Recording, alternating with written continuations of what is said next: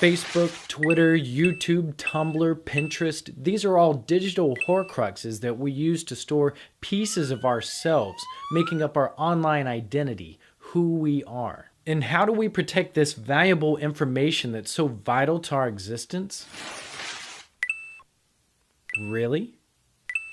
Are you kidding me? By the end of this video, you're going to see how easy it is to crack simple passwords like these.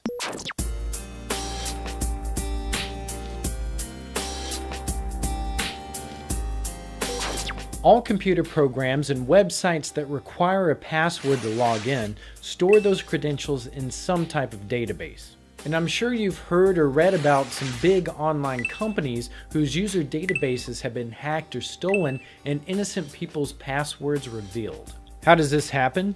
Well, it's through a hacking process known as SQL injection, where hackers can exploit flaws in coding designs to gain access to a database. But we'll cover SQL injection another time. To add a bit more security, passwords aren't stored in a database as is, or in plain text. Instead, most programs now use some type of encryption method to convert the password to some type of illegible gibberish, also known as a hash, before storing it. So even if someone breaks into the database, they won't immediately have your password.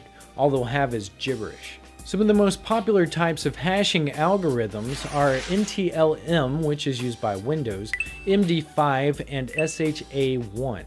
To see a couple of these in action, you can visit this website and then just enter in a string to see what each algorithm converts it to. But as I'm about to show you, even these hashes are hackable. If you're able to get your hands on a password hash through SQL injection or otherwise, then you can use special software to reverse the encryption and find the password. One of the more popular types of password cracking programs is Cain-N-Able, which you can download from here.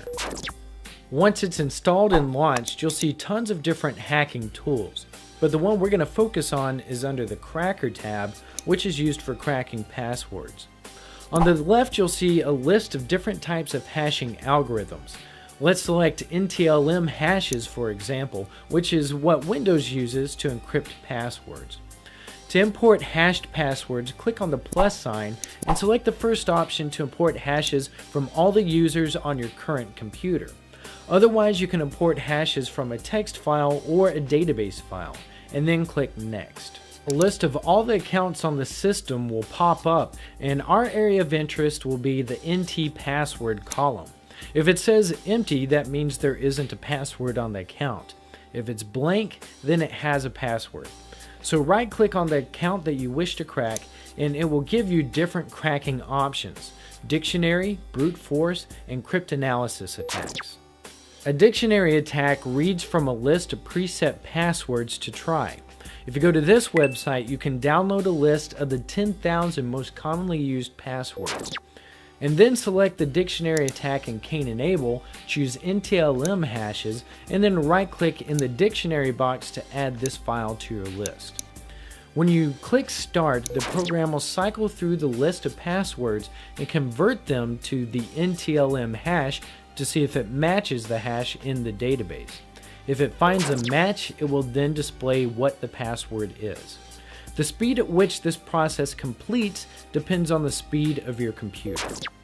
The dictionary attack is the fastest way to crack a password, but only if it's in the list. If it's not, the next fastest way is through a method called brute force. Brute force is essentially a method of trying all possible combinations of letters, numbers, and/or symbols and then hashing them until it finds a matching combination. This is where the complexity of your password really pays off. On average, more than half the passwords on the internet are lowercase letters and 6 characters in length. On my i7 laptop with 16 gigabytes of RAM, that only takes 30 seconds to crack. So if that's you and someone breaks into LinkedIn or Twitter's databases, you're screwed. To use brute force in Cain-N-Able, right-click on the user, select brute force, and then select NTLM hashes, and it will bring up a new window with criteria regarding the password complexity.